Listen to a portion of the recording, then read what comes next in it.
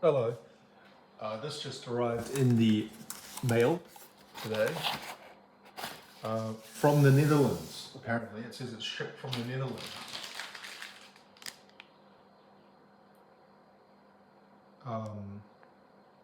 Don't know why. I guess I don't know how they do it. Anyway, this is the two most recent releases by the band. Men I Trust. They released these two albums last year, March and was it June? March and June, or March and around the kind of early and then towards the middle of the year they released these albums, and it's almost like a double album, as in that they were obviously released close together, but also the naming. This one was released first, Equus, Asinus, and Equus, Caballus. So it's kind of like thematically connected as well, although sound-wise they're quite different. Equus means horse in Latin, and Equus Asinus is a donkey, like an ass, and Equus Caballus I think is just a regular horse, like a pretty horse, a normal horse you see when you imagine a horse. I don't know what the significance of that is, although I could guess that this is kind of a much more raw and, well, yeah, some of it. I shouldn't say some of it's not, but overall maybe. It's kind of funny when these were tongue-tied. When these were released, this one was released initially, and there was kind of quite a bit of disappointment from stuff I saw written by some fans. If you don't know Men I Trust are a Canadian, how would you class them? Dream pop, indie pop, rock, alternative rock, jazz, R&B, funk influenced band from the French-speaking part of Canada, Quebec. And they've been around for over 10 years now, but they've been kind of getting more and more popular since I guess about the late 2010s, 2018-ish. I think was when I first heard them. I can never remember. I remember the first song I heard was Tail Whip, but I don't know when that was. It was sometime around there. Let's just say 2020. And that song kind of immediately grabbed me. It's like kind of a they're kind of the one band that I really follow from this kind of new generation. That if you think of a band that is started relatively recently in the last kind of 10 years and they're younger, like all the members I would guess are in their late 20s, maybe early 30s.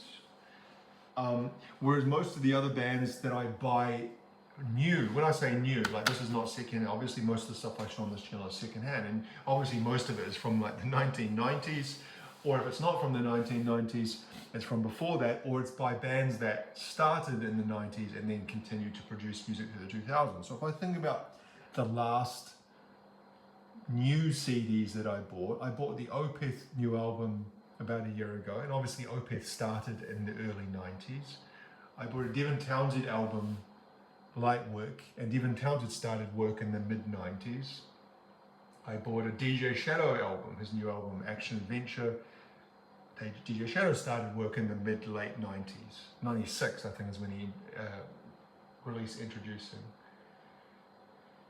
So my point being, most of the bands that I listen to, or not listen to, most of the bands that I buy, especially new CDs from, are older bands that have been around for a kind of a few decades, whereas this is a band that I guess would be more popular with people younger than me, and so they're kind of the one band of that era, of this era, that I still buy from, because I listen to a lot of more modern music, but I don't go to the point of buying it. So I don't know, something about these guys really I found attractive, or I don't know, I really like their music. I don't really go into it that deeply, do I? So like I said, this came out, whereas the rest of their work on things like Uncle Jazz or Untourable album, they were very much of that kind of very smooth dream pop sound, and that's what I think got them a lot of popularity. And so when they released this was more lo-fi, almost quite folky in parts of it, more raw, like I said, not as kind of much emphasis on that smoothness and the kind of jazz part that some of the other early albums had. And so a lot of fans were kind of disappointed. I wasn't. I think it's great. I particularly love the song Frostbite, which is track 4, which is basically a very basic song. I think it's just the singer, Emma, and the guitar. And I think there's a little bit of keyboard as well, a little bit of keyboard. There's no drums. But a very kind of melancholic, dark, beautiful, fragile sounding song, and quite different for them. Most of their other music is kind of a lot more layered and a lot more instrumentation going on, It doesn't really focus on just the voice and the guitar. Other song that I really like, completely different from that, is Paul's Theme, which I think is an instrumental from memory. Don't think there's any singing. But it's very kind of French jazz sounding. Whatever that might mean. That's the feeling it gives me. That's the kind of the vibe. Also, I like the song Moon 2. There's one song on here that sounds, and this is one of the what do you call it? The criticisms that some people have of this band is that they can sound quite samey. You listen to Uncle Jazz, which is quite a long album. It's got a lot of songs on that album.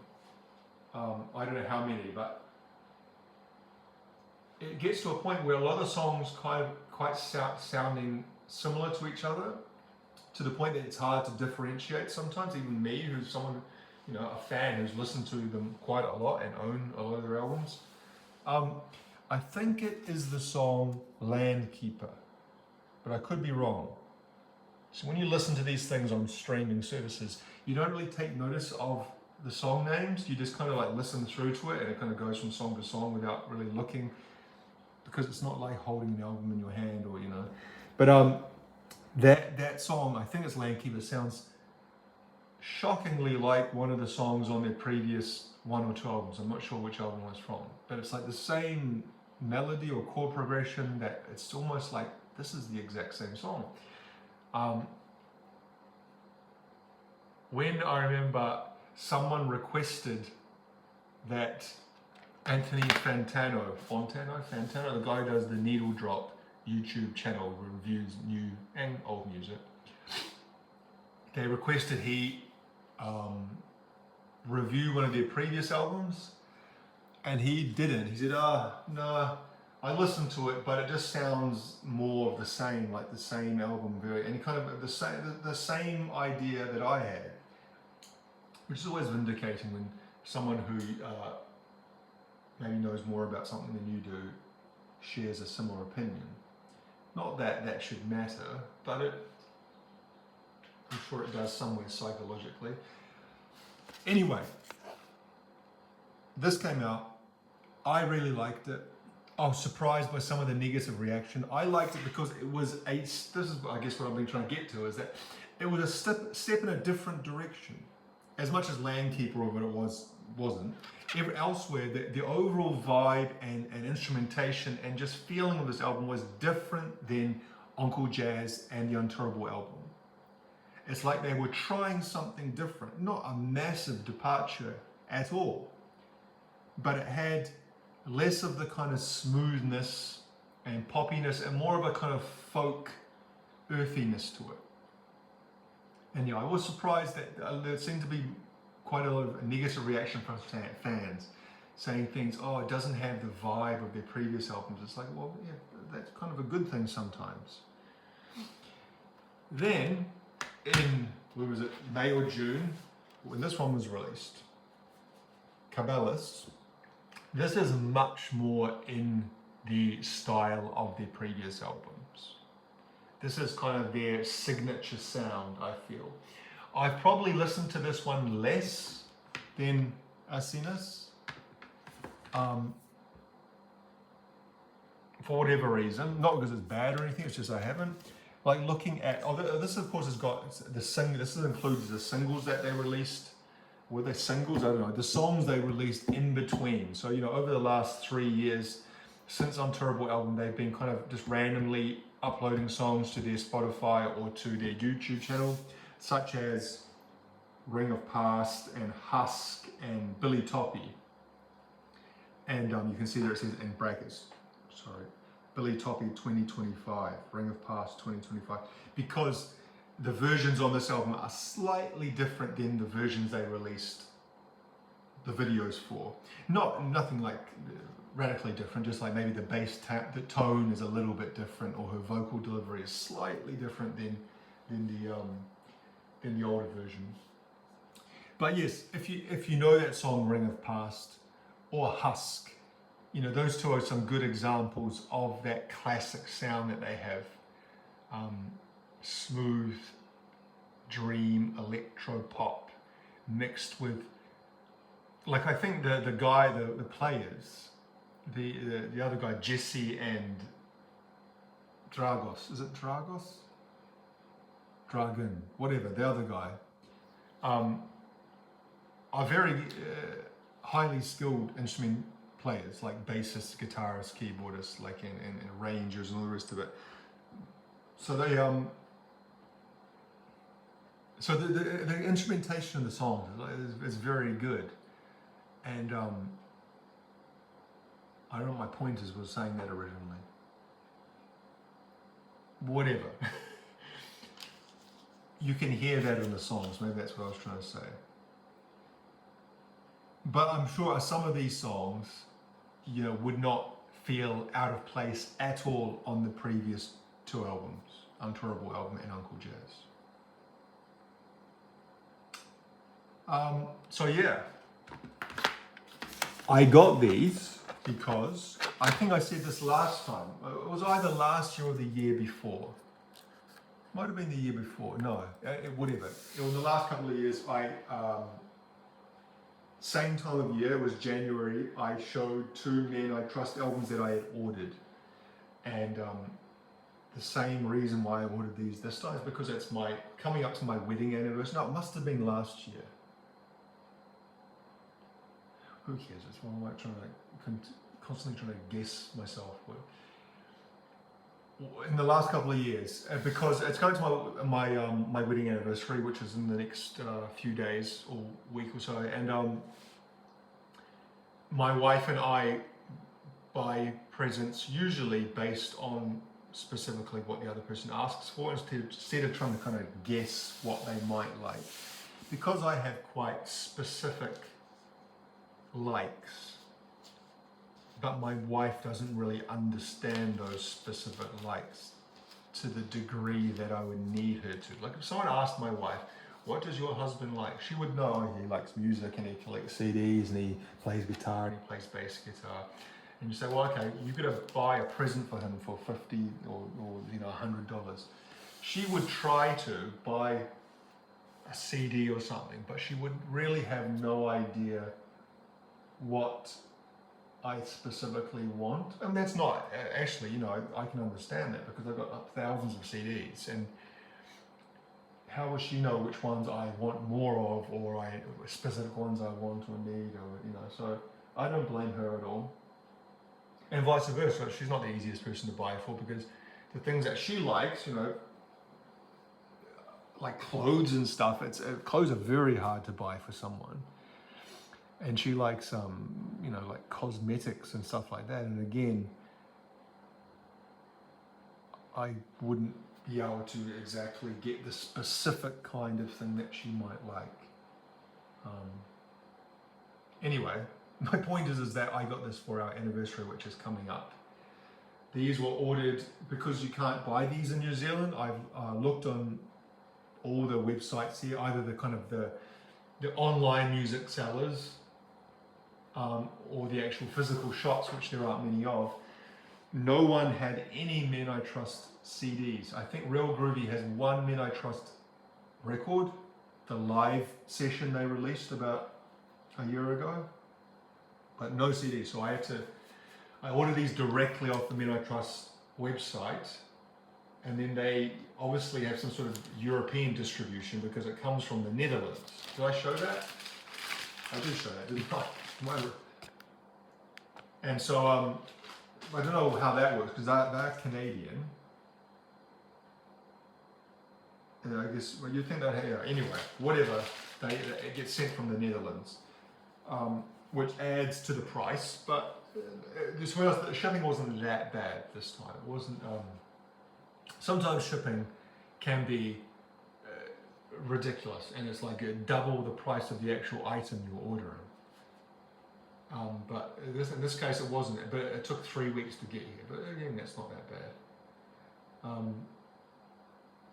Look, on the package, I'm going to hide my information, they put the little stamp of their symbol. That's on, hang on, let me just grab it. On the Uncle Jazz album, they have like a crayon drawing of a, was it like a sheep or something? And they have that on that. It's not really focusing very well, but it's not stamped on very well either. It's like half of it's missing. So yeah, I'm happy to have them, happy to add them to my collection. I now have 5 Men I Trust albums. And what I quite like is that these are independently released, as in completely, maybe that's probably the reason why they're not in any shops, because I don't think they have any kind of retail distribution at all. You know, if you look on the disc itself, there's no record label anywhere. So you have the barcode, the track listing. Even on the inside, on the disc itself, there's nothing. No, you know, usually you'd have the record label down here, or around the edge you'd have the copyright thing, like the ring around the edge. But there is nothing. It's just the lyrics. There's not even any liner notes of production credits or the band members. The only credit is for the photography and the graphic design. It's a single leaf thingy, you know, book. It's not a booklet, so whatever. The artwork is with one single leaf, taking it back to the 80s. So yeah, that's kind of cool that they choose to do it all in-house. They produce it completely themselves. They release it without a label at all. You order it from their website. And I guess in the day and age of streaming, that makes sense, because they're not going to be selling a whole huge amount. I actually was thinking about this the other day. Like, I'm curious as to how successful they are monetarily, like how they are able to support themselves, because they, you know, they've grown in popularity, but at the same time, a lot of people would have no idea who they are. They're not like anywhere near any sort of household name, or even like, I think, you know, the levels below that, like within, you know, if I talk to some people who like different kinds of music, I think even younger people, very few of them would know who Men I Trust are.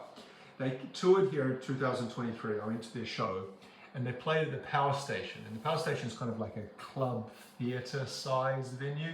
I think it's got like a capacity of about 1,000 to 2,000, maybe 1,500, and they sold that out, which is pretty decent for Auckland, because you know, it's a smaller population. And a lot of bands who come here with a bigger name than them and don't sell out the power station. But I see they tour a lot. Like they've been touring all over Europe for the last, you know, kind of 6 months. They're touring a lot in North America, Canada. Right now they're in Asia. I think they're touring Japan. Like literally today, they're doing a couple of shows in Japan, Korea. No, not Korea. Taiwan, Philippines, maybe Singapore or Hong Kong or something. They're not coming to Australia or New Zealand, but they tour quite consistently, and I noticed that a lot of the shows they do sell out, like on their social media, you know, it shows the dates and it has sold out, sold out, sold out. Yeah, so I'd be curious. See that there. Focus on this thing's terrible. Is it because of the light? When I turned the light on before, it was like had a flickering effect on the camera, even though the light's not flickering. That's not. This is return to analog. That is their label, or their imprint, whatever, you know, that they put out stuff for themselves. Now, I'm not sure what Factor is, but I know return to analog is the band's own thing. On this one, so this one's got the same thing, return to analog. This is their early album. Also returned, so they're all self-released, and these ones have got nothing on them at all. Maybe they wanted to keep. So these photos were taken from a photography book, you know, like a photography coffee table book, you know, big thick books that have got kind of full-page spreads of like maybe like a famous photographer's work or a particular theme or something. A person online found the book that these photos were taken from. It was like called Canadian Everyday Life, something like that. And it was from the 1980s or 1990s. I think it was the mid-80s. So Everyday Life in Canada in the mid-80s. And so this one here, he's kind of both sides. So I guess it's meant to be kind of like this. Yeah. That looks like it's in a school. Like they're drying themselves on dryers in a bathroom. Don't know why. Maybe for me to say, I imagined it was after they finished PE class. And they're kind of washing after finishing PE class before they go to the next class, and they're trying to dry themselves. Don't know why I imagined that. This one's a bit weird. The other one, some guy ironing his shirt in the bedroom with someone, I assume his wife or girlfriend, sitting on a 4-post bed.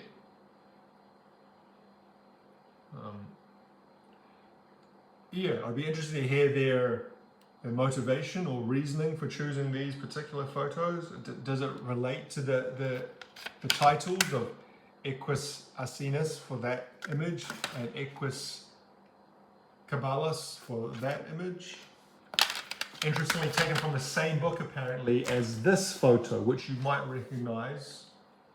I've got the Japanese version, but on the original release of Untourable album, this was the front cover image, and it's like two kids standing in front of a building. I think there's snow. It's like, you can see it's all foggy, but I'm pretty sure there's snow on the ground as well, but it's kind of, you can't see that.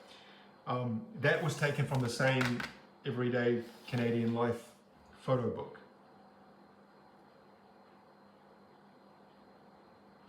I got the Japanese version that has the different image on the cover. I don't know. The original version was sold out when I went to buy it on the website, so I had to get that one. Not that it bothers me, but yeah. Anyway, we'll leave it there. Thank you for watching.